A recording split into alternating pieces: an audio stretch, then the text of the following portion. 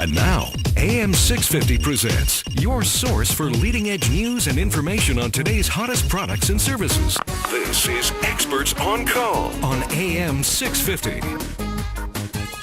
Well, hello and welcome to Experts on Call. Sterling Fox in studio along with Tony Gioventu, the Executive Director of the Condominium Homeowners Association of BC and Vancouver Province and 24 Hours condo columnist. Nice to see you again, Tony. And nice to see you too, Stirling, and it's nice to see spring weather coming. It certainly is. Spring actually officially arrives in just a couple of days, but it's spring in the air, especially in this corner of Canada, unlike the ice cube that is the rest of the country. We've got crocuses and daffodils, a few cherry blossoms around Vancouver, and a lot of that energy in the air. So with that in mind, you've brought us a guest this evening with a lot of spring activities on his to-do list.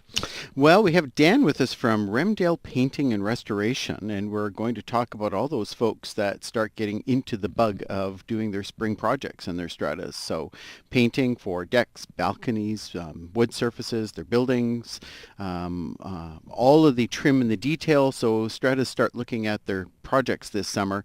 So we're going to talk about the kind of things that stratas need to look at, how they're going to detail their work they're going to do, how they're going to pay for it, and more importantly, when they're going to get it done. Dan Schmidt from Remdal. Welcome, sir. Thank you very much. Good pleasure to be here. Well, it's good to have you with us. And as Tony has alluded here, we've got spring in the air and a guy with a painting company. Remdal Painting and Restoration is officially the name of the company. But, Dan, we're here to talk about painting. You bet. And painting for a condo, a strata, it's not like painting the doghouse. It's a huge building. Give us a typical ballpark figure of what it's going to cost to paint one of these, say, a couple of 100-unit apartment towers, a strata that size. Well, an apartment tower would probably be about $100,000. It may be anywhere from 60 to 120.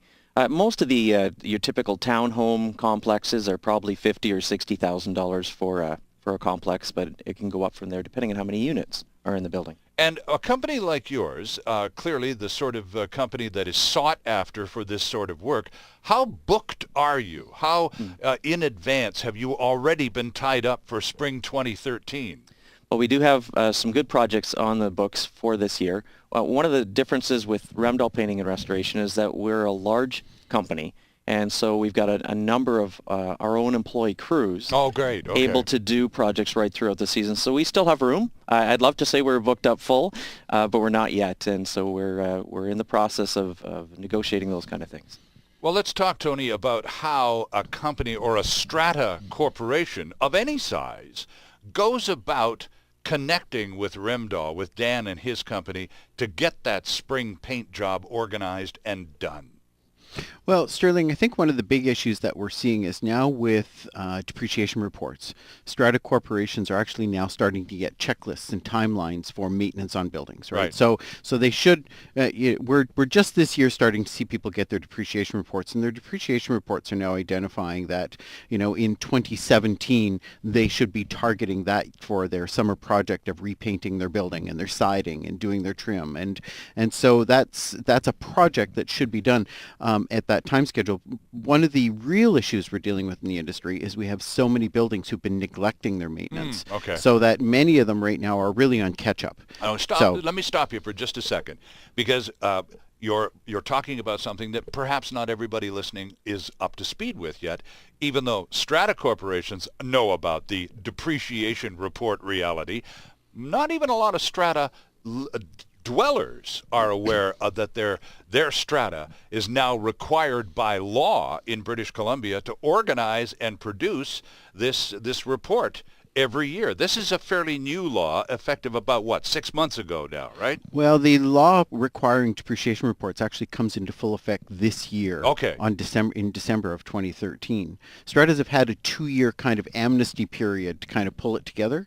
The difficulty is many of them have waited till the last minute to get the reports done. But we're seeing a real growing wave of strata corporations who are commissioning an engineer, a consultant, a depreciation planner, an appraiser, someone to do a depreciation report for them that essentially gives them a 30-year planning window of all the components that have to be maintained, repaired, upgraded, renewed, what it's going to cost, how long they're going to last, when it happens, and ultimately how they're going to pay for it. And this isn't just about making strata corporations happy and making the government happy because they're complying with the government law. It's also for every owner of every condo in British Columbia. It now allows you to have a bit of an insight into that, where you live, your roadmap for the future. How much you know you're going to cost. You talked about in 2017, we're going to need to do this major repair on our complex. Well, you know that in 3.5 years, you're going to need to pony up X number of megabucks to meet this objective. So you can plan. And that's part of what this is all about, isn't it? Well, it's about planning for the future in an efficient way. To stop delaying repairs and maintenance so that when you get to the project, we're not actually spending more money on repairing rotting wood and material. Right. And excuse me, and we're not spending more money dealing with problems with the building, with water getting into the building. We've actually been maintaining the building. So when we actually get to repainting the building, that's the focus of our investment. It's not on dealing with all kinds of defects and problems that have occurred because we've neglected our building. Okay. Which is a symptom of not having long-term planning in place. Well, thanks for this, because I just you just got into the whole report stuff, and we're early enough in the show that I thought, now maybe we should just identify what we're talking about here. Now connect the dots with Dan and a strata company with their report in front of them going, whoops, looks like this is the spring to do a paint job. Well, we have a lot of members already across the province who are already looking for contractors with respects to doing painting this year. Okay. That's the good news. The bad news of that is they're looking too late. They should have been a year or two ago planning this project, trying to figure out, first off, how much will the project cost so they can start thinking about how they're going to pay for it, right, and give their owners some time to prepare to pay for it. I think the most difficult thing for strata owners is the surprise special meeting when, oh, by the way, we need to repaint the building this year, or we need to replace the elevator components, or something major needs to be done, and you only have 3 months to come up with the money. If we'd been planning for this in the last year or two, owners could start thinking about how they're going to fund this if the strata doesn't have enough money in the reserves to pay for the painting job, for example. So as much planning as you can get into this phase is the best way of doing. So is this part of the reason why the government finally saw fit to mandate these reports, because there was just too many loose ends and not enough people able to be on the same page in a lot of strata contexts? There are many reasons. The best reason is that it just encourages good business planning. Okay. So in the long term, it saves money for strata corporations, right? They put money in the bank. They plan for repairs. It's so much easier when a strata corporation goes to Dan's company and says, we're planning to do our major painting upgrade and all of our wood surface treatment in the summer of 2014. Let's start talking about what we need to start planning for. How do we set up the specifications for the project? How do we start looking for tenders? What is the estimated cost, do you think, so we can start planning for the financials of it? Right. And even with the depreciation report, it doesn't mean you're going to wait till 2014 when it says on the depreciation report you do the painting to do the work. A year or two in advance, you're going to start planning for that. You're going to start looking at what the costs are going to be, how you're going to get a consultant to set up the specifications, how you're going to do the tendering, and of course the biggest thing is how the owners are going to pay for the work. Yeah. You're listening to Key Pacific's Talk About Strata here on Experts on Call. Sterling Fox and Tony Gioventu, along with Dan Schmidt from Remdal Painting and Restoration. Now, Dan, you said you're not 100% busy, but you got a lot of busy crews already. We do. You could take on a bit more work. But just further to what Tony was talking about, now some of the crews that are busy right now, when Tony said, a lot of these strata groups are planning too late to organize this year's paint job. So how in advance have you been booked for some of the jobs your guys are currently working on now? Oh, that's a great question. I think if I was to set out the best option for a strata to plan ahead, I would say start about 2 years ahead. Okay. Really what that allows you time to do is to begin to think about all the components. And one of the neat things about the depreciation reports, as much as they're a bit of a hard thing to swallow for most of the stratas, is they point out all the variety of areas where repairs need to be done. Mm-hmm. So they don't just look at painting. They look at the roof systems, they look at the flashing systems, they look at the whole variety, and allows you then to make sure your whole building envelope is taken care of, so that by the time you get to the painting work, you're set to go and ready to tackle that process. But the budgeting process needs to happen early enough that you get a ballpark figure. Yep. And then you begin to go through the process of helping the strata understand that they need to pay this money. And then find good contractors and get the bid process through in a good season. Winter is the best time if you're looking for a contractor to book. We're booking up now for spring.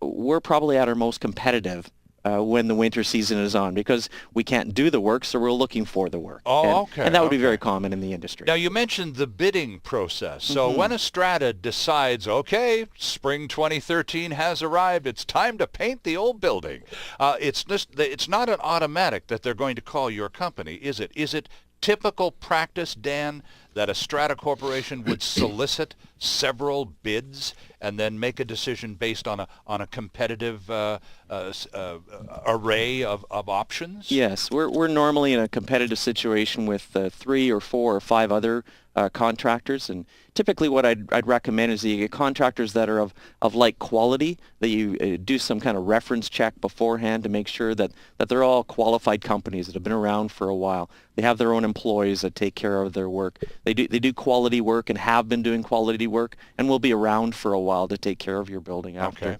Okay. But most stratas, I'm not sure, Tony, if it's by law, but most stratas would certainly want at least 3 good competitive bids to make sure you're getting good value for your money. Right. Okay. And that's just good business practice. Again, that you were talking about depreciation reports. Despite the fact that they're mandated, what it's really about is organizing strata councils into better business practices. And so the idea of entertaining several competitive bids for a paint job is just a smart business practice, right?